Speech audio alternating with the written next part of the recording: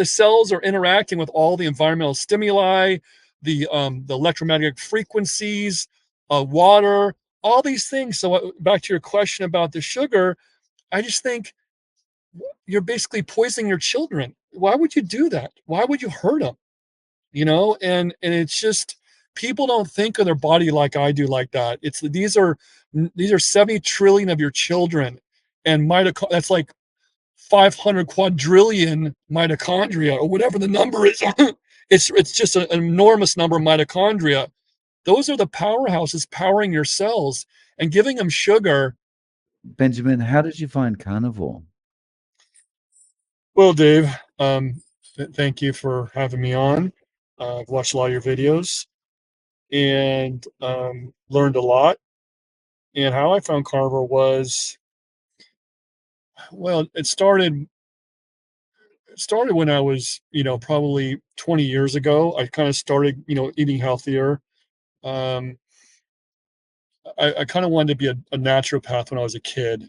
So it actually started when I was a kid. I'd ask my dad a lot of questions, and, I always wanted to learn things. And so I wanted to be a doctor when I was a kid. My dad's a doctor, a dermatologist. And I wanted to be a doctor. I thought, oh, that sounds interesting. And one thing led to another, and I went to college, studied sciences and stuff like that. And but then I left college, and I didn't know what I wanted to do. I started cleaning carpets for a guy, and I liked the fact I was moving around, doing different places, doing, always a different scenario. And then my friend had an auto detailing business, and he said, you want to do detail cars? I said, okay. So I knew nothing about detailing cars, and so I did that for 30 years, since 1994. It's actually my 30-year anniversary, and so I was doing that for a long time. I was eating the standard diet everyone eats. I never ate a lot of junk food. I wasn't a big cookie eater or cake eater, nothing like that. But I would eat a lot of pasta, bread, because I was always skinny as a kid. I was really skinny. And I got made fun of, in school, how kids are kind of mean. And so I didn't want to be skinny anymore. At 18, I weighed like 120 pounds and was like 6 foot or 5'11" or weighed 125. I don't know exactly what I weighed, right? But so I had this fear of being skinny, Dave. And so I would eat tons of food, not knowing what I was doing the damage, right? I get the protein powders, all that kind of stuff. I wanted to be a bodybuilder, and not have sand kicked in my face at the beach, the proverbial sand. And so I did that. And 25 years ago, I was really big. I was really muscular, but I wasn't feeling well. I had stomach issues.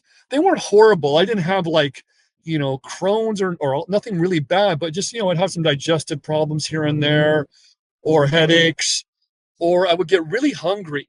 I get the hangry feeling that everyone gets, hangry. And I was like, why is this? And so I would have to eat carbs to replenish those glycogen stores, as they say. And I feel better. And I go, okay, so I'll just eat more carbs than, regular food. And if I got hungry, I'd eat more carbs and I feel better.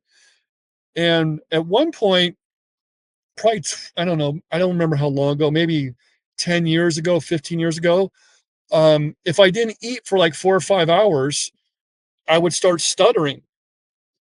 And that terrified me. I mean, literally stutter, like I couldn't control my words. And so I went to the doctor.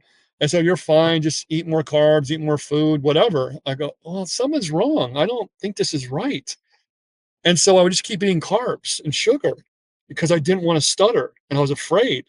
Or I get hangry, I get a headache and feel weak. All those things that people get when they're on a carb, quote unquote, carb based metabolism, I guess you'd say. Yeah, I lived with it, and I would just eat carbs because then I knew I wouldn't stutter. I wouldn't, I just have to eat all the time. So instead of eating, I'd eat like 6 or 7 times a day because just to make sure I had fuel, so to speak, And that was like my safety net from not stuttering, I guess you could say. And so I always made sure I was eating something. And then I knew I wouldn't stutter. I didn't know for a fact, but I was pretty sure I wouldn't stutter if I did that. And so that went on for a while. And then something happened. I don't remember exactly what happened. I kind of started watching videos, so I was eating the standard diet everyone was eating. I thought I started watching videos, Ken Berry and Chafee and all these carnivore doctors and low carb people. I thought that sounds kind of crazy, just eating, meat and, not pasta and bread. I thought pasta and bread was good for me. I thought it's just carbs. And I didn't know the difference between sugar and glucose, and then that if it's pasta, it's still like sugar. When I learned that was pretty, I was pretty like, oh, like shaking my head, going light bulb moment, because we're all, I thought that sugar was cookies and candy, but bread. How can bread be bad? People be eating bread for 15,000 years, or pasta. Italians eat pasta, so how could this be bad? And so I did all this research. I just read all these things and think, go, what? Maybe this is not good for me.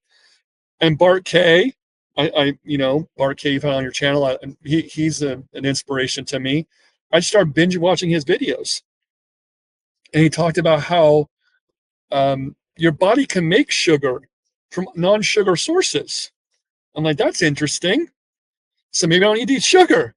So all these pieces kind of fell into place, Dave. I just like, okay, maybe I'll start not eating as much sugar. And so I cut down the carbs. I stopped eating the cookies and the cakes. I'd still eat the bread and the pasta, and I felt a little better. But then I would cut down on the bread and the pasta and more and more.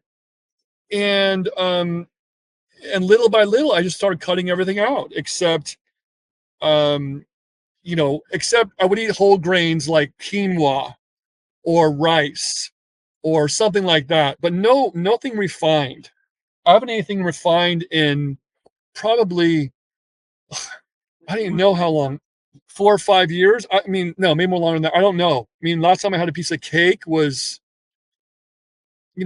a birthday party. I haven't had a piece of cake, but as far as like on a regular basis, like fast food, I, 6 years, I don't even know how long. It's been a long time. But I would continue to eat the other stuff, the quinoa and the rice. And I thought, okay, but then my stomach still felt kind of, like it was okay, but something's still not quite right. And it's like, okay, so let's cut out those things. And I felt better. I had more energy. I'm like, wow, I don't need carbs. And so I went, low carb first. Then I went keto. Then I went ketovore, as Ken Berry, calls it. And then I went to carnivore mostly. And now I eat, beef, butter, bacon, eggs, some chickens, a little bit of, whatever on a carnivore diet. And I do eat a little veggies. I have some broccoli or some cauliflower, some zucchini, maybe a little bit of tomato, just to change things up, but definitely not starchy stuff. And I will eat a potato here and there. I'm not a zealot about it, but when I eat this way, I just feel better. I feel like I have energy and I just feel good. So, what happened? So stomach issues are gone? Oh yeah, I used to have a little bit of acid reflux, you know, and it was very minor too when I had it. I mean, but no acid reflux, no stomach, nothing, gum disease. But that's even better on a carnivore diet. I went to get my teeth cleaned a year or so ago, and she said, "Wow, those your teeth are really clean." And I told her I was eating mostly meat. She goes, keep doing it. And so it just makes sense to me evolutionarily, like Bart talks about. And I just kind of put these pieces together, Dave. Like, what makes sense? What did our ancestors have? They had, meat and some nuts and seeds they can find, and some berries they can, grab off a tree. there was no bread growing in the ground, and there was no, why they thought to eat a grain, you know, no one thought to eat that 100,000 years ago. We did that 15,000 years ago because it gave us more opportunity for food. But I don't think personally it's the best thing for you to eat, especially as you get older. Yeah. So, you obviously don't have a stutter now. At what point along this journey did the stutter stop? I don't remember. It just it stopped. It probably was when I went low carb and I was starting, and maybe keto, when I started to fuel my body with fat instead of sugar. And after doing research, I understood that the your body has to upregulate those fat burning enzymes, as you probably know. And so if you can't do that, then the body will, body store the insulin is a fat storing hormone. So the body will store the fat. And if those enzymes aren't upregulated, then it has to keep getting sugar. And so after I did my research and did a lot of reading, I'm like, oh, so what's going on is my brain is starving because it can't access that fat or those ketones and use it for energy. And so like a light bulb went off in my head. Interesting. And so, what does a daily eating pattern look like for you? Well, it's really boring actually, but it's the same thing. I mean, I eat bacon, eggs, butter, cheese. At lunch, I basically eat these meatballs from this local restaurant every day. And at night, I'll have some more ground beef and some veggies and avocado. I eat a lot of avocado, um, sour cream, and that's really it. It's really boring. I wouldn't call it boring. It's just easy. I don't have to go worry about making a meal, and I just eat the same thing, and it's just easy for me. So it's actually more freedom, I think, than having to go cook something and wonder what you're going to eat. Okay, we're going to make tacos a day. We're going to make lasagna. It's just simplified. You just eat the same thing. Yeah, it's not very nice to be in that situation where you don't have to worry about what am I going to cook? I feel hungry. I feel hungry. I feel hungry. What's next? What's next? What's next? Right? Yeah, and for me, you're hungry. You're never hungry on this diet. I wouldn't call it a diet, call it lifestyle. And the freedom to not be a slave to food is just remarkable. I mean, it's just I'm at my local coffee shop and people are drinking coffee. I don't drink coffee, but people are slaves to plants and sugar and grains and this all these things. And when you release from that, it's just like, yeah, I can go a day, 2 days without eating anything because the body can run off the fat stores, just like we're designed to do evolutionarily. And I think that's so powerful for all your stories and all these people getting better. It's just fantastic and fabulous. I love hearing those stories. It's just so motivational for me and inspirational.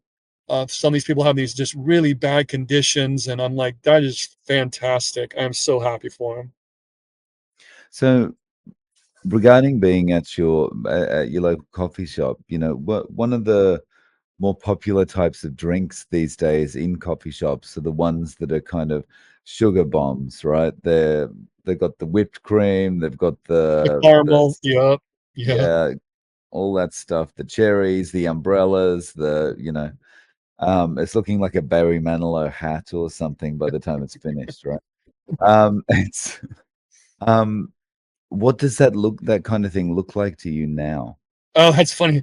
It looks disgust. It looks like toxins, really. I mean, it just looks like, um, how could my body get any kind of nutrition out of that? You know, I I just look at it and go, what is there any way you're insulting your body with these things, really, is the way I look at it. And I think I wrote a book, and in that I say that your cells are and someone else says the same thing in her book. Her name's Casey Means, who is really, I watch a lot of her videos, but she says something really profound. I said the same thing in my book, that your cells are your children, and your mitochondria are your children. You need to take care of them. And what's so fascinating about the body is that stem cells, and I say this in the book too, but the stem cells are like adolescents and children, a cell child, and then they develop sophistication with these different sensors and membrane sensors on their membranes the older they get. So they develop a social it's just remarkable to me what the body can do. So they develop this social sophistication on the cells, and to be able to do all these things. And so then the cells are interacting with all the environmental stimuli, the electromagnetic frequencies, water, all these things. So back to your question about the sugar, I just think you're basically poisoning your children. Why would you do that? Why would you hurt them? And it's just, people don't think of their body like I do, like that. These are 70 trillion of your children, and that's like 500 quadrillion mitochondria, or whatever the number is. It's just an enormous number of mitochondria. Those are the powerhouses powering your cells, and giving them sugar, they cannot utilize that in an efficient manner, especially their refined sugar. The thing about real plants, Dave, is they have the fiber, and that slows the absorption of the sugar. And so that's what nature designed it for. So you can eat the berries or the sweet potatoes or whatever, but they're mostly water. And water is a whole nother subject that's just remarkable to me. But it's the fiber. So when you take the fiber out, the sugar instantly goes into your system, as you know. And one thing other people don't know is that if you mix sugar and water together, if your bloodstream is mostly water, I think it's 83% approximately, you mix sugar and water together, you get a syrup.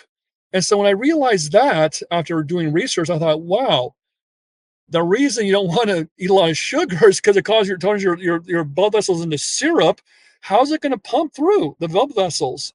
And so the reason the body has to take it out so quickly is for that reason.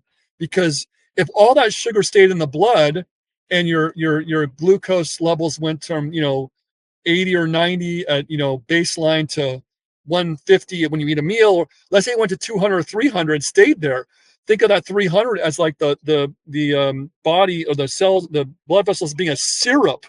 It's not going to flow. And I thought, okay, well, this makes a lot of sense. Maybe I shouldn't eat sugar. So I just kind of put all these things together. Common sense. I put two and two together, and just started asking all these questions. Since you've been eating this way, how have family and friends reacted to it? Well, my publishing team is like, they're on board. They eat mostly meat now. My editor, my publisher, my publicist, my stepmom. I lost my real mom to cancer in 2019, but my stepmom and my dad, they've like changed their life because of what I've done in the last 4 years, as far as what's in my book. There's other things in there besides the food, but they eat way more meat and eggs and all these things. And so a lot of people around me, my twin sister doesn't really like meat, so she kind of still eats, I want to say, the standard Western diet. She eats really healthy, but she doesn't eat as much meat as I do. Um, they're happy for me. Yeah, they're like, great, you're doing great. That's awesome. It's good to have that support around you, yeah, and people also seeing your results and wanting to do it themselves, right? Yep. Mm, nice. So if you were to give someone any advice about how to get started with this way of eating, what would you tell them? I say be gentle with yourself. Don't just jump into just eating meat. You can, if you're hardcore, do it. But just start slow. Eat one less cookie that day and see how you feel. And then, you know, cut out the, pasta and see how you feel, and then the bread. Just go slowly, because your microbiome has to adjust. It's so the certain bacteria in there, and the microbiome are eating the sugar. And so when you cut off that sugar supply, it kind of disrupts all the microbiome in your gut. Well, there's microbiomes everywhere in your body, but in your gut specifically. And you might have the keto flu, if people talked about on your channel, and or not feeling well, got some stomach issues, but kind of push through it, to the other side, because it's like a tunnel. The light's at the other side of the tunnel, really. And but people are addicted to sugar. It's like a drug, just like cocaine or hair, whatever. It's a drug, and they say it's more powerful than some of those. So I understand how hard it is, and you just got to try. And for you, your kids, your family, if you have diabetes or have any of these problems, just try it, and maybe you can get off some of your medications and feel better. Then you just got to start, right, Dave? You just have to start somewhere. Yeah. So on the point about cravings, I mean, how difficult was it for you to stop eating the cookies and things like that when you got started? Uh, it wasn't really, because what I've learned in my research is that water plays a huge role. And I've studied water for probably about 6 or 7 years now. And I believe one of the reasons people have cravings is because of dehydration, chronic dehydration. And water and minerals work together basically to make the water work. It's very complicated, but water and minerals synergistically work together. So cravings are because of stress. Someone has a craving, the sugar. So what's going on is it's a huge cycle. They're all connected. So cravings are the body's reaction to not enough water too, right? Because you're not craving a carrot, you're not craving a piece of celery or kale, you're craving a cookie. So what the body, I believe, is doing is it's always looking for water. So it's trying to get water, and if you're not giving it water, it's going to keep eating food until it gets it, because the body only needs three things on a consistent basis. It's water, minerals, and salt. And so that's why you can live, a month or 2 months. I've heard some people living a year without just drinking water.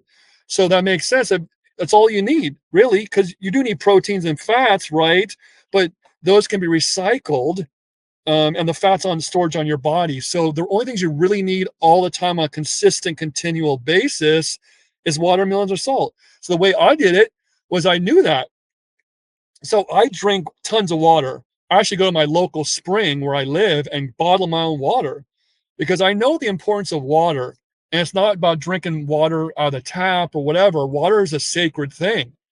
And I don't get all the woo-woos about it, but I just am obsessed with water. I find it fascinating what it can do, and it's how it works. Dehydration, chronic dehydration is at the root cause of most problems. And so sugar causes chronic dehydration. Stress causes chronic dehydration. Mineral imbalances cause chronic dehydration. It's all a feedback loop. And then we have the chronic dehydration, you have the chronic inflammation. They all go together, and then that causes cellular oxidative stress, which causes immune system suppression. So it's all a big circle, and that's kind of how it works. And so I figured all that out, and it just kind of really opened my eyes to, okay, this is it. This is what I got to do. And so I kind of put all the pieces together, and the cravings, no, because I knew to drink water, and mineralized water at that, to make sure that my body's getting what it needs. So speaking of people going without food for a longer period of time, have you ever tried any fasting as part of the way you eat? Yeah, I mean, the longest I've ever gone is maybe a day or two, just because I'm in good health, so I don't need to. Um, No, I haven't done it myself, but I know from the research and out there that, fasting for, a week or something, um, someone said if you fast for like a week once a year, you could help to eliminate 90% of chronic disease or something. I don't know the exact numbers on that, but just 1 week a year or something. I think that was a statistic. I don't remember exactly, but that just shows you how powerful it is because it causes autophagy in the cells. And what that means is the cells have to go, okay, well, we got to figure out what we're going to do to survive. So they start, it's like kind of like cleaning house. The cell cleans house and recycles proteins, uh, damaged mitochondria. It rebuilds those, makes them stronger. So it's just kind of a common sense thing. It's recycling everything. If you keep shoving um, food or not food, but furniture or stuff into your house or room, it's going to overflow or get too crowded and nothing's going to work. It's the same kind of analogy. I like to use a lot of analogies, but yeah, that's what it is. You keep shoving stuff in the house, hoping it's going to go away, and it won't. You have to clean house, and that's basically what autophagy does, I believe. So, can you tell us about your book and how we can get in touch with you? Yeah, absolutely. So the book is called "Why Are You Sick? How to Reclaim Your Health with the Ultimate Health Model." And the website's ultimatehealthmodel.com. And what I did was well, actually, I forgot to say this, but I'm a health coach as well with Primal Health Coaching. So I did, along the way of my health journey, I thought, okay, if I'm going to write a book, I might need to have some kind of, credibility. So I did that. And so I create a model that describes the progression of most, if not all, chronic diseases. And when we talked about earlier about the inflammation, the chronic inflammation, immune system suppression, chronic dehydration, mitochondrial dysfunction, it's all a circle. And then there's the factors underneath it that contribute to that circle, and bad food, not enough sleep, stress, all these things, right? So I made this blueprint, and then that goes up to every like a chronic disease box. And when they see it on the website or in the book, on the other side of the model, and that side's red, on the other side of the model, it's green, and that describes optimum health. So I really laid out a blueprint for people to help themselves, and they can kind of ask any question they want, like, how do I balance my hormones, or how do I help my liver problems, or whatever. And just you can see, you do the things on the green side and do as few things on the red side as you can. It's really that simple. It's a blueprint. Now, is it going to cure anything? I don't know. I can't say that. It will relieve symptoms most likely, but it's not going to hurt you to try things on the green side. It's only going to help you. And the more things you can avoid on the red side, the better off you're going to be. Now, right now, we're on our phones and our laptops, and that is one of the damaging factors, as the research suggests. But we have to. So you just got to do the best you can. And that's why I laid out this blueprint. And it's just a whole different way of looking at things to really help people take control of their own health. I'll link to your site and the book below. Um, Benjamin, thank you so much for coming on and sharing your story with us. I really appreciate your time. Thank you so much, Dave. I really appreciate what you're doing too.